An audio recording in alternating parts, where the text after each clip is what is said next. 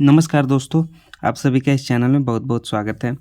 तो हम लोग इस वीडियो में बिहार एसएससी का जो है टेस्ट सीरीज नंबर 8 को कवर करने वाले हैं, जो कि प्लेटफॉर्म पब्लिकेशन का है। इससे पहले हम लोग पूरे 7 टेस्ट सीरीज को अलग-अलग सेपरेट वीडियो में कवर कर चुके हैं, जो कि आपको हमारे चैनल पे अवेलेबल है। तो दोस्तों, अगर आप लोगों को टेस्ट सीरीज ये चाहिए तो आप हमारे चैनल को विजिट कर सकते हैं। वहाँ प्लेटफॉर्म के अलावा और कई भी पब्लिकेशन का टेस्ट सीरीज अवेलेबल है। तो चलिए दोस्तों, चैनल को जल्दी सब्सक्राइब कर दीजिए, क्योंकि टेस्ट सीरीज का अपना अलग ही महत्व होता है किसी भी एग्जाम के लिए। तो टेस्ट सीरीज नंबर 8 जो स्टार्ट होता है उसमें पूरे 150 प्रश्नों वाला टेस्ट सीरीज है और कुल अंक कितने हैं? 600। सही के लिए आपको 4 अंक मिलेंगे सही प्रश्न के लिए, और गलत प्रश्न के लिए आपको -1 नेगेटिव मिलेंगे। यही आपका परीक्षा का पैटर्न है। तो चलिए, हमारा पहला प्रश्न है, इनमें से किस भारतीय राज्य की सीमाएं चीन, नेपाल और भूटान से जुड़ी हुई है? तो मिजोरम की जो सीमा है दोस्तों, किससे जुड़ी हुई है? चीन और म्यांमार से। सो ये गलत ऑप्शन हो जाएगा। और सिक्किम का किससे है दोस्तों? तो इसकी सीमा चीन, नेपाल और भूटान तीनों से जुड़ी हुई है। तो इसका करेक्ट आंसर ऑप्शन बी हो जाएगा। अरुणाचल के बारे में जान लीजिए। अरुणाचल का जो है आपका किससे जुड़ा हुआ है? भूटान, चीन और बांग्लादेश से जुड़ा हुआ है। किससे? भूटान, चीन और बांग्लादेश से। सो ये भी गलत हो जाएगा। और नागालैंड भी आपका जो किससे होगा? आपका जुड़ा हुआ है अरुणाचल प्रदेश और मणिपुर और असम राज्य से लगता है। यानी ऑप्शन बी इसका राइट आंसर है। विश्व ब्लिट्ज शतरंज चैंपियनशिप में कितने 2 पदक जीतने वाले पहले भारतीय कौन बने हैं? तो पहले भारतीय बने हैं वो केनेरू हम्पी पहले भारतीय हैं। यानी ऑप्शन नंबर सी इसका राइट आंसर हो जाएगा, जिसने 2 पदक जीते हैं। किसमें? विश्व ब्लिट्ज शतरंज चैंपियनशिप में। नेक्स्ट है हमारा, हाल ही में बिहार से संबंध रखने वाले रवि सिन्हा किस विभाग के प्रमुख के रूप में आयुक्त किए गए हैं? वो किसके विभाग में? रा के विभाग में आयुक्त किए गए हैं प्रमुख। यानी ऑप्शन नंबर आपका सी इसका राइट आंसर हो जाएगा। रा का तात्पर्य क्या है दोस्तों? रा जो है इसका फुल फॉर्म क्या है? इसका है रिसर्च एंड एनालिसिस विंग इसका नाम है। इनमें से किस भारतीय राज्य का क्षेत्रफल जो है न्यूनतम है, सबसे कम है इन 4 विकल्पों में से? वो जो है उत्तर प्रदेश। उत्तर प्रदेश का जो है इन चारों में से सबसे न्यूनतम है। यानी ऑप्शन नंबर डी इसका राइट आंसर हो जाएगा।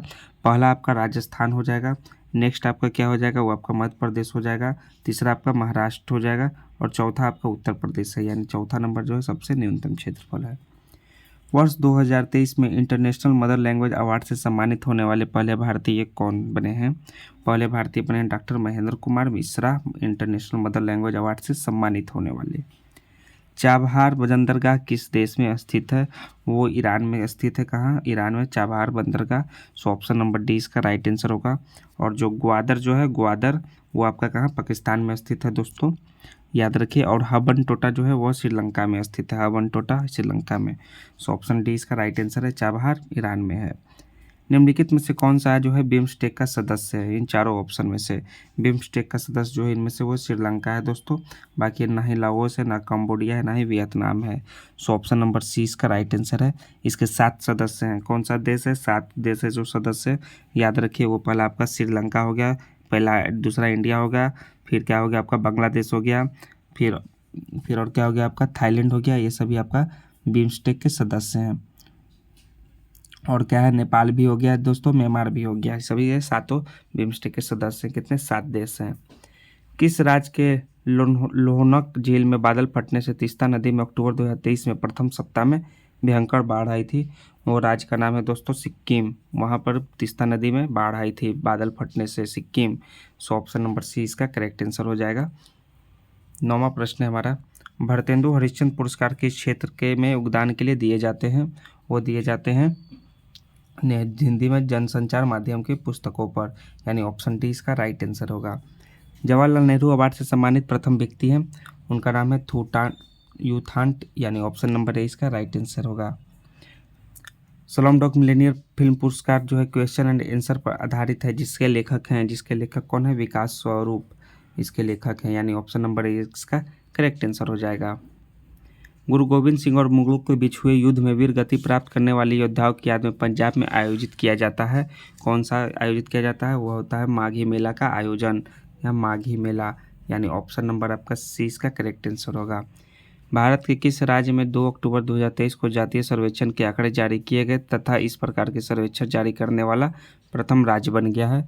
वो राज्य का नाम है दोस्तों बिहार राज्य। यानी ऑप्शन नंबर आपका ए इसका करेक्ट आंसर हो जाएगा। अक्टूबर 2023 की जारी हुरून इंडिया रिच लिस्ट में शीर्ष स्थान किस उद्योगपति को प्राप्त हुआ है? इसमें प्राप्त हुआ है मुकेश अंबानी को दोस्तों, जो जियो के मालिक हैं, यानी ऑप्शन नंबर आपका ए इसका करेक्ट आंसर होगा, मुकेश अंबानी।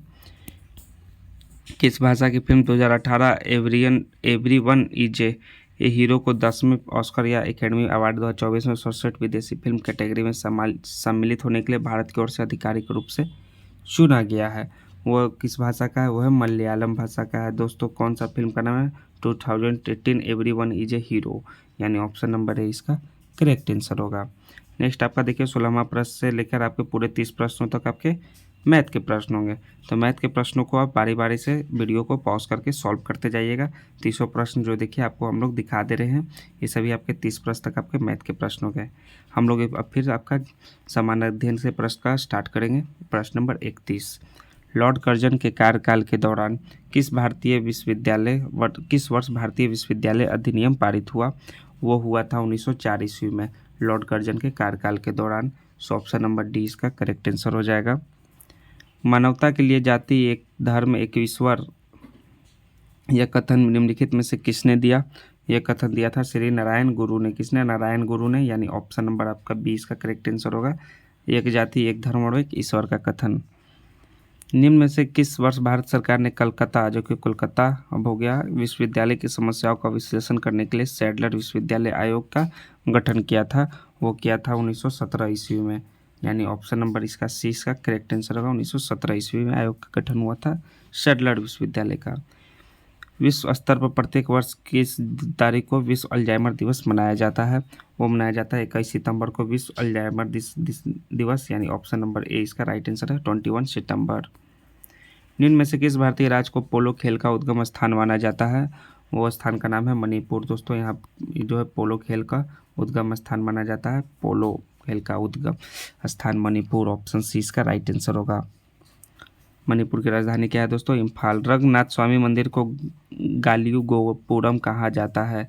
गालिगोपुरम का अर्थ क्या है? गालिगोपुरम का अर्थ है दोस्तों पवन मीनार, यानी ऑप्शन नंबर इसका सी करेक्ट आंसर होगा, पवन मीनार। गोदावरी बेसिन का सबसे बड़ा जलग्रहण क्षेत्र निम्न में से किस राज्य में है? सबसे ज़्यादा जलग्रहण जो है वह महाराष्ट्र राज्य में है दोस्तों गोदावरी का। सो ऑप्शन नंबर आपका 20 का राइट आंसर हो जाएगा। पृथ्वी की ठोस प्रॉपर्टी में पाई जाने वाली धातुओं की प्रचुरता के संदर्भ में लौह धातु का कौन सा स्थान है? लौह धातु का दूसरा स्थान है दोस्तों सेकंड, पृथ्वी पर पाई जाने वाली धातुओं की प्रचुरता के संदर्भ में दूसरा स्थान है। सो ऑप्शन नंबर डी इसका करेक्ट आंसर होगा दोस्तों। नेक्स्ट है 39वां, वर्ष 2011 की जनसंख्या के अनुसार निम्न में से किस राज्य की जनसंख्या जो प्रजनन दर है वो भारत में सर्वाधिक है? किस राज्य का? वो है आपका बिहार राज्य का। किसका? बिहार राज्य का प्रजनन दर सर्वाधिक है, यानी ऑप्शन नंबर डी इसका करेक्ट आंसर होगा। वस्तुओं के निर्यात और आयात का संतुलन, जिसको हम लोग इंग्लिश में बैलेंस कहते हैं, उसके के रूप में संदर्भित किया जाता है। वो किया जाता है व्यापार संतुलन के रूप में संदर्भित किया जाता है, यानी ऑप्शन नंबर इसका भी डी करेक्ट आंसर हो जाएगा, डी। शेरशाह सूरी का मकबरा स्थित है, वो है सासाराम बिहार में। शेरशाह सूरी का मकबरा, ऑप्शन सी करेक्ट आंसर है। निम्न में से किसने पूर्वोत्तर से भारत के स्वतंत्रता संग्राम में भाग लिया था? पूर्वोत्तर से वो भाग लिए थे रानी आइडिलुंगू ने, जो कि पूर्वोत्तर से भाग लिए थी। ऑप्शन नंबर बी इसका करेक्ट आंसर है। उसका संबंध किस राज्य से था दोस्तों? रानी गाइडिलुंग का उसका संबंध था मणिपुर राज्य से, यानी ऑप्शन नंबर 20 का करेक्ट आंसर होगा। और पोलो खेल का उद्गम स्थल भी मणिपुर को ही माना जाता है। सिकंदरा जो आगरा का उपनगरीय क्षेत्र है वो किसके मकबरे से जुड़ा हुआ है?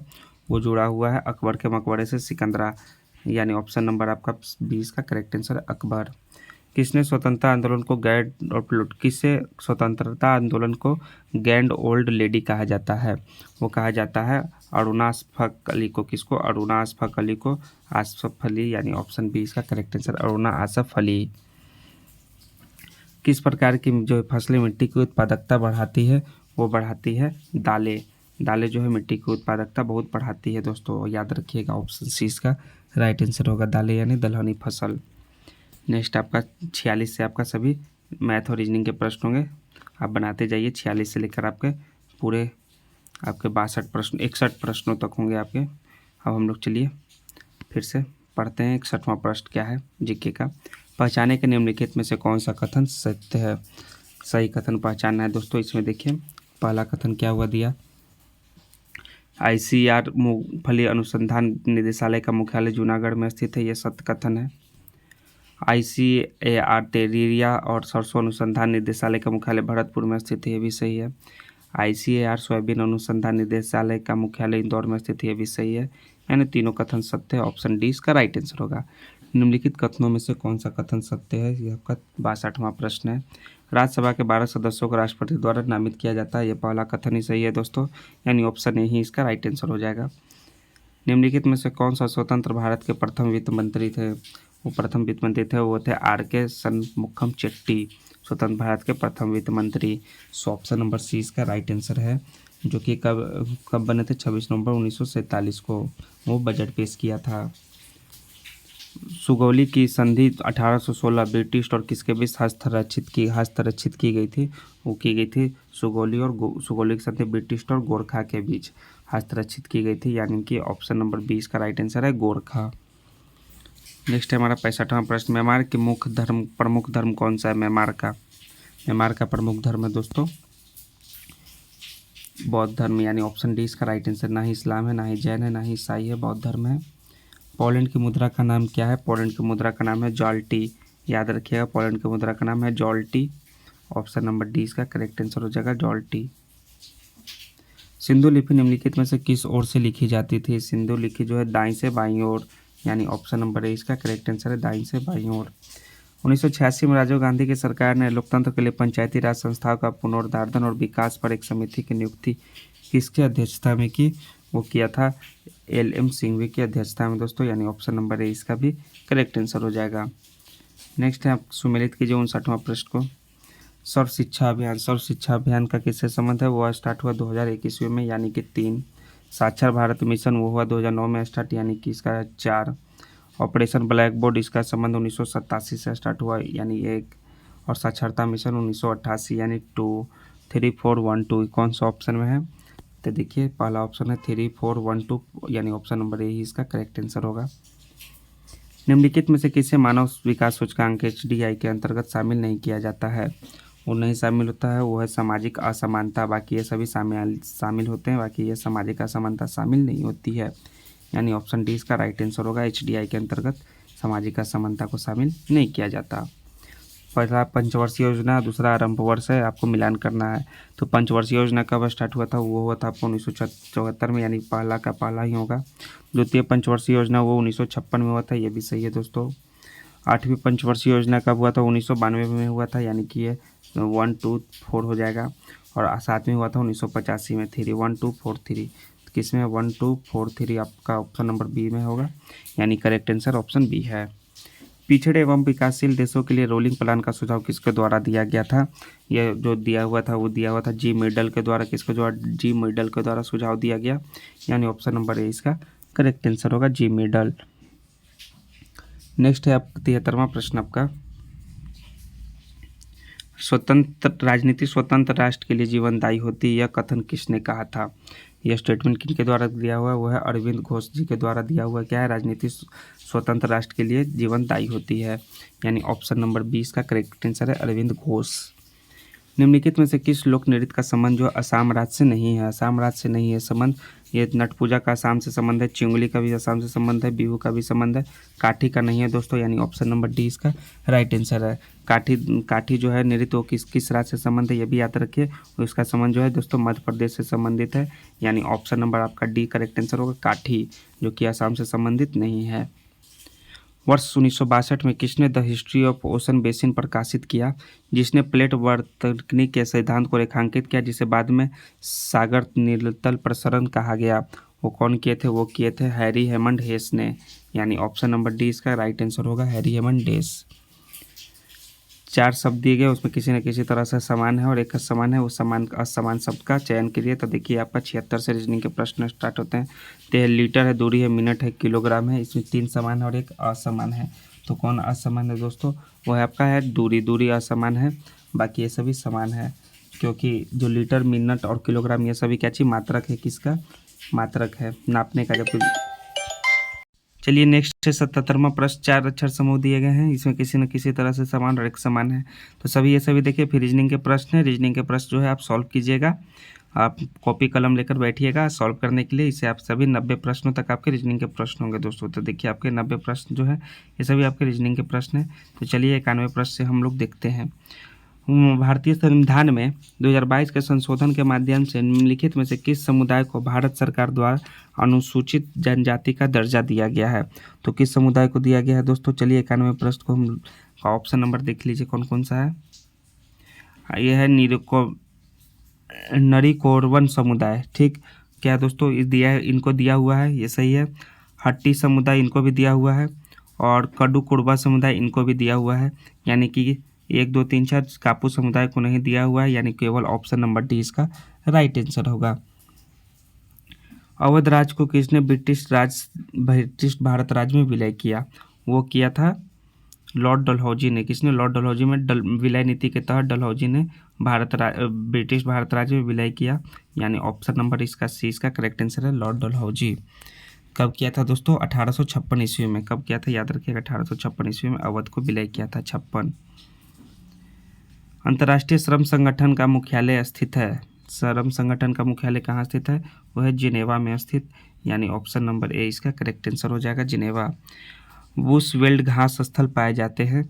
वुशवेल्ड घास स्थल कहाँ पाए जाते हैं? साउथ अफ्रीका में, दक्षिण अफ्रीका में, यानी कि ऑप्शन नंबर सी इसका करेक्ट आंसर है। वुशवेल्ड घास दक्षिण अफ्रीका में पाए जाते हैं। और याद रखिए कैंटरबरी जो है न्यूजीलैंड के घास का मैदान का नाम है। न्यूजीलैंड में जो है कैंटरबरी पाए जाते हैं। ठीक। और ऑस्ट्रेलिया में क्या पाए जाते हैं दोस्तों? पार्कलैंड। ये ऑस्ट्रेलिया में जो है पार्कलैंड घास का मैदान पाया जाता है, ये भी याद रखिएगा। और पटाना जो है क्या है? पटाना जो है श्रीलंका का घास का मैदान है। लेवर कप संबंधित है। लेवर कप का संबंध किससे है? टेनिस से है। सो ऑप्शन नंबर ए इसका करेक्ट आंसर हो जाएगा। नेक्स्ट है आपका कंप्यूटर की निम्नलिखित पीढ़ियों में से किसमें ट्रांजिस्टर की तकनीक का उपयोग सबसे पहली बार किया गया था? वो किया गया था सेकेंड पीढ़ी में, सेकेंड जनरेशन में ट्रांजिस्टर का उपयोग, यानी ऑप्शन नंबर बी इसका करेक्ट आंसर होगा।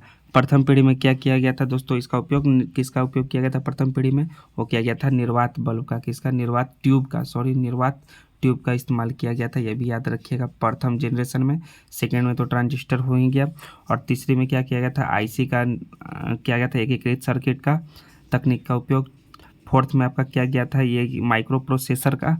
और पाँचवीं में क्या किया गया? कृत्रिम बुद्धिमत्ता का इस्तेमाल किया गया 5th जनरेशन में।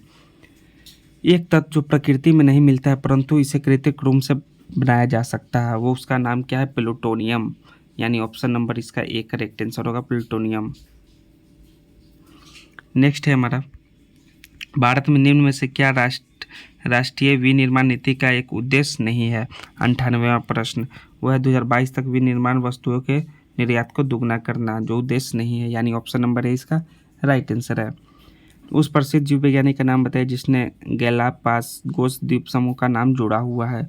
उसका नाम है दोस्तों चार्ल्स डार्विन, यानी ऑप्शन नंबर डी इसका राइट आंसर है।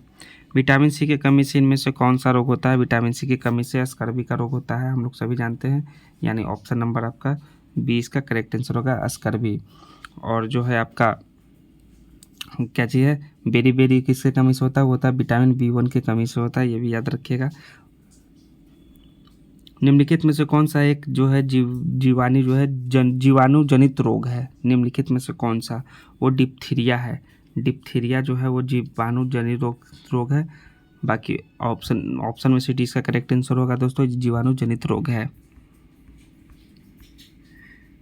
देखिए फिर आपका 102 प्रश्न, ये सभी आगे आपका फिजिक्स के प्रश्न, सभी साइंस के प्रश्न स्टार्ट है। किसी विद्युत परिपथ में 2 प्रतिरोधक क्रमशः 2 ओम 4 ओम 6 वोल्ट बैटरी से श्रेणी क्रम से संयोजित हो तो 4 ओम प्रतिरोधक द्वारा 5 सेकंड में कितनी ऊष्मा क्षय होगी? यह आप बनाइएगा दोस्तों, कितना क्षय होगी ये हम आपको बता दे रहे हैं, वो होगी 20 जूल। ऑप्शन नंबर सी इसका करेक्ट आंसर है। किसी आहार श्रृंखला में पोषक स्तरों की संख्या को निम्नलिखित में से कौन सीमित करता है? वो करता है उच्चतर पोषक स्तरों पर ऊर्जा में कमी होना, यानी ऑप्शन नंबर ए इसका राइट आंसर है। भारत में वायु प्रदूषण की रोकथाम और नियंत्रण अधिनियम कब लागू हुआ? ये लागू हुआ था दोस्तों 1981 ईस्वी को, यानी ऑप्शन नंबर इसका डी करेक्ट आंसर हो जाएगा। एंटीटॉक्सिन का इंजेक्शन किसकी रोकथाम के लिए दिया जाता है? एंटीटॉक्सिन वो दिया जाता है टिटनेस का रोकथाम के लिए, यानी ऑप्शन नंबर इसका ए इसका करेक्ट आंसर है, टिटनेस। उसका देखिए रीजनिंग के प्रश्न 106 7 ये सब सभी सभी रीजनिंग के प्रश्न को आप बनाते जाइएगा। आपको हम लास्ट में क्वेश्चन का जो है आंसर आपका दे देंगे, जो भी होगा पूरा 150 प्रश्नों वाला सेट का आंसर मिल जाएगा, जिसे आप मिलान कर दीजिएगा कितने आपके प्रश्न सही होते हैं, कितने आपके गलत हैं। चलिए 122वां प्रश्न अब स्टार्ट होता है। निम्नलिखित में से कौन जो है धातु का सबसे अच्छा चालक है? एल्युमिनियम, तांबा, लोहा, चांदी। सबसे अच्छा सब तो है, जो सबसे अच्छा है वो है आपका दोस्तों चांदी, यानी ऑप्शन नंबर डी इसका करेक्ट आंसर होगा, सिल्वर। नेक्स्ट है आपका, निम्नलिखित में से कौन सा गुणधर्म समानता आयनिक यौगिकों के द्वारा प्रदर्शित नहीं किया जाता है? वो है ठोस अवस्था में विद्युत चालकता, यानी ऑप्शन बी इसका करेक्ट आंसर होगा। पाराबैंगनी, जिसको यू भी कहते हैं, क्षति से पादपों की रक्षा करने वाला वर्णक है, वो है वर्णक फाइकोसाइनिन, यानी ऑप्शन है इसका करेक्ट आंसर होगा। निम्नलिखित में असत्य प्रकथन का चयन कीजिए। असत्य कौन सा कथन है? वो है दोस्तों आपका, भारत में प्रत्यावर्ती धारा में प्रत्येक 1/100 सेकंड के पश्चात दिशा परिवर्तन होता है, यह आपका असत्य कथन है, यानी ऑप्शन डी इसका राइट आंसर होगा। ये सभी सत्य कथन है। निम्न में से किसके द्वारा निश्चित रूप से किसी दुरुस्त ऊंचे भवन की पूरी लंबवत का प्रतिबिंब देखा जा सकता है? वो देखा जा सकता है उत्तल दर्पण से। किससे? उत्तल दर्पण से ओनली, फिर यानी ऑप्शन नंबर 20 का करेक्ट आंसर हो केवल उत्तल दर्पण। नाभिक की खोज किसने की? नाभिक की खोज किया था हेनरी रदरफोर्ड ने दोस्तों, यानी ऑप्शन नंबर आपका डी सी इसका करेक्ट आंसर है, हेनरी रदरफोर्ड। मानव शरीर में उस एंजाइम का नाम बताइए जो कार्बोहाइड्रेट को तोड़ने में मदद करता है। उस एंजाइम का नाम है एमाइलेज, यानी ऑप्शन डी इसका राइट आंसर है, जो कि कार्बोहाइड्रेट को तोड़ने में मदद करता है। सूर्य सदैव पूर्व से निकलता है, क्योंकि इसका पूर्व से निकलने का कारण है कि पृथ्वी जो है पश्चिम से पूर्व की ओर घूमती है, इस कारण सूर्य सदैव पूर्व से में निकलता है। वर्ष 2022 के लिए बीसीसीआई पुरस्कारों के संदर्भ में सूची दिया हुआ है, सूची 1 और सूची 2, इसका मिलान करना है। ऋषभ पंत क्या है 2022 के लिए टेस्ट मैचों में सर्वश्रेष्ठ बल्लेबाज, यानी कि आपका ए का ये इसका करेक्ट ऑप्शन होगा। नेक्स्ट है आपका जसप्रीत बुमराह 2022 के लिए टेस्ट मैचों का सर्वश्रेष्ठ गेंदबाज, ये भी सही है। सूर्य कुमार यादव वर्ष 2022 के लिए T20 मैचों में सर्वश्रेष्ठ बल्लेबाज, इसका 4 हो जाएगा आपका 1 2 4।